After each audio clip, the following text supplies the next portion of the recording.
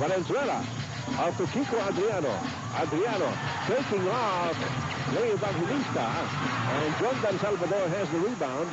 Para sa Pure. Second time around, Red Bull had a fast break in the making. Pero maraming depensa yung Pure Foods. Red Bull forced to pull it out and shoot a three-pointer. 8-point lead para sa Pure Foods.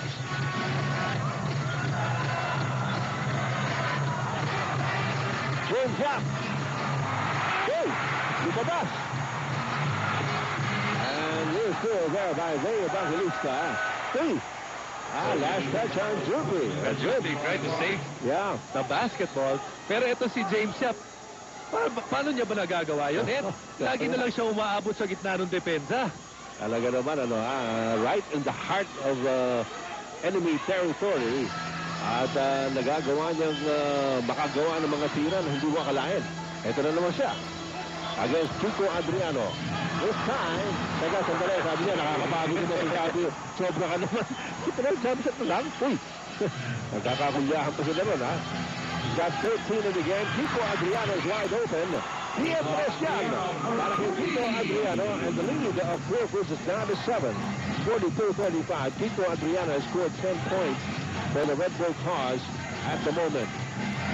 Roger Yap. Walang humpay action dito, Jason. Ito. James Yap na naman. Ay, nako. James Yap naglalagot dito. Para sa Pure Foods, he's got 16 points in the game. So we saw him attacking the defense of Red Bull sa gitna. Dumadrive siya, pero na-realize niya, I can shoot it from the outside. Konting palobo lang, hindi rin naman ako mapigil ng depensa ng Red Bull. Topex Robinson, tinatawag si Nick Tunisi for the pick. And Robinson, nagpakawala ng tres. 3 and 3 yan. Topex Robinson, who says Topex can shoot?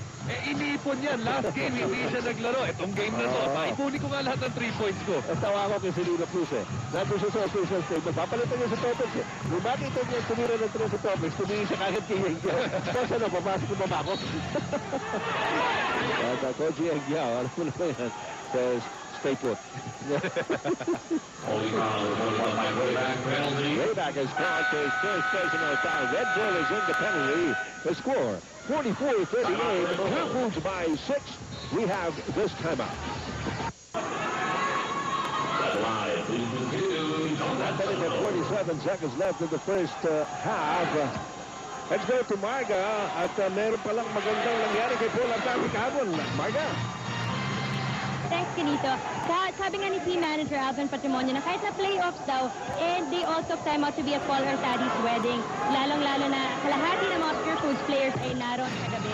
At sabi nga nitong si team manager Alvin Patrimonio na dahil daw ito is because of the brotherhood of all the Pure Foods players at matatandaan, Paul used to be the part of the Giants before. Back to you, Ed. All right. Thank you very much, Marga. Samantala, Cyrus Baguio. Merong foul doon. Si Roger Yap ang tinabangan. Big Pilipinas po, nanonood sa atin. Meron sa atin ay Juan dyan sa Baguio. Nagpipiesta naman pala dyan sa San Pablo, Jaén. Provincia, sabi nila ang ba. At sa Cagayan de Oro, former world champion Rene Barrientos. Ay gabi ng Briham, si Governor Oscar Moreno. Ray Evangelista with a shot block from Ormoc. At siya, may Pilipinas nandito. Ito naman sa Bicol.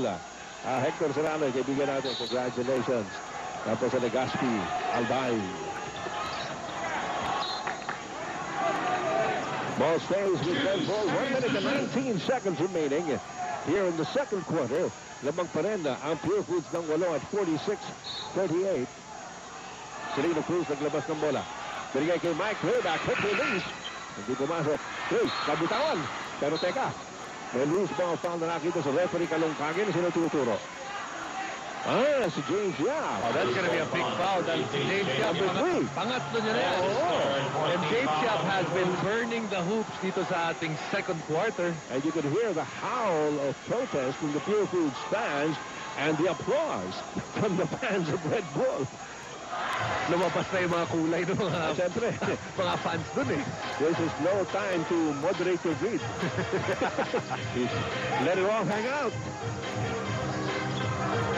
Narito si Selena Cruz. Top of the key. Binigay kay Adriano.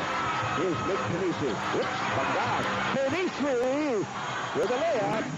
Ayan ang taking advantage. And sometimes you have to change what you're used to. Mick Pinisi usually would like to take that three-point shot in the corner. Hindi binibigay sa kanya ng depensa yun. So you have to take what the defense gives you, which is the drive to the basket. And here's James Yap trying to drive. Pero nag-double team si Nick Panisi and they are forced into a turnover. The Pure Foods lead.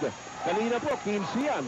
Ngayon, 6 na lang at 46-40 with 40 seconds remaining here in the second quarter.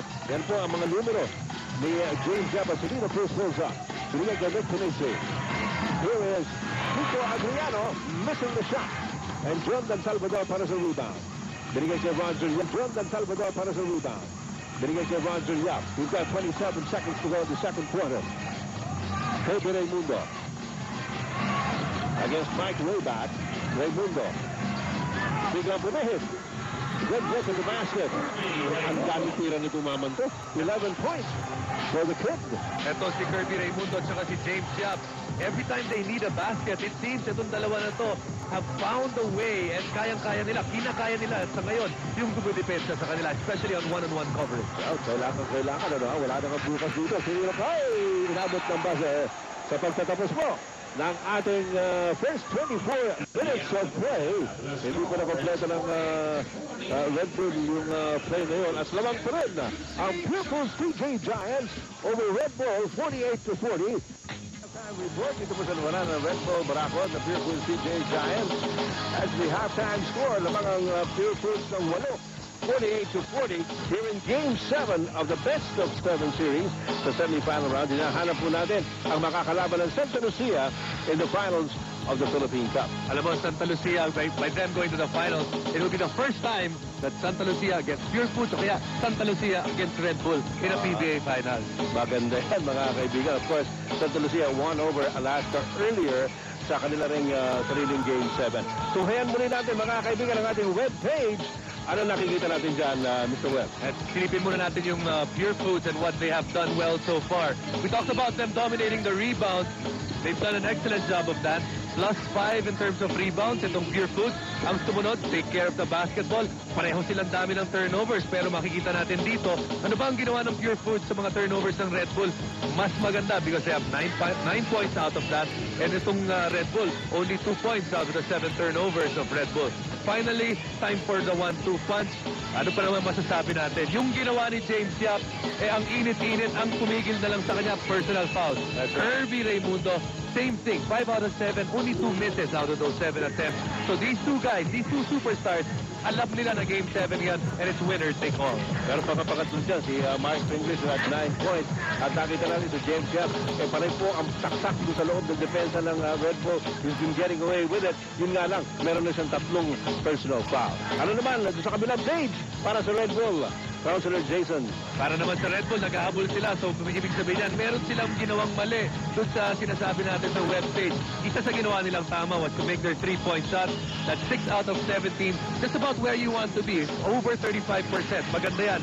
Sinabi natin, control Ping. Mark Pingris has 9 points and 7 rebounds in the first half alone.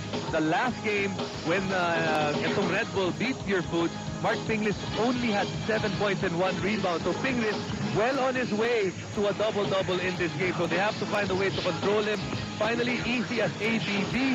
Adriano is the player that's having a good game out of those 3. He's got 10 points. Pero ang layo naman nung nilalaro ng Cyrus Baguio at saka ng Junti Valenzuela. Cyrus Baguio only has 1 point. If he's gonna continue to play like that, as well as Junti Valenzuela, napakahirap ng gagawin nitong Red Bull. Well, nakita naman natin si Topex Robinson contributed 7 points. Si Mick Pinisi only managed 5 together with Mike Rayback. They certainly need more from them. Kaya po mga leading scorers, as you see, Adriano, Robinson, and Rayback. Sa Pure Foods naman, Yap, Raimundo, and Pingris. That's the triumvirate that we've been talking about. Kaya po nang sinabi natin, mga kaibigan, dito po sa larong ito, wala nang bukas. Kailangan sunggaban mo na. Kailangan talagang sagpakin mo ang pagkakataon. Sabi nga natin, this is no time to moderate your greed. Kailangan kunin mo na ang makukuha mo sa labang ito dahil papasok na po ito sa final.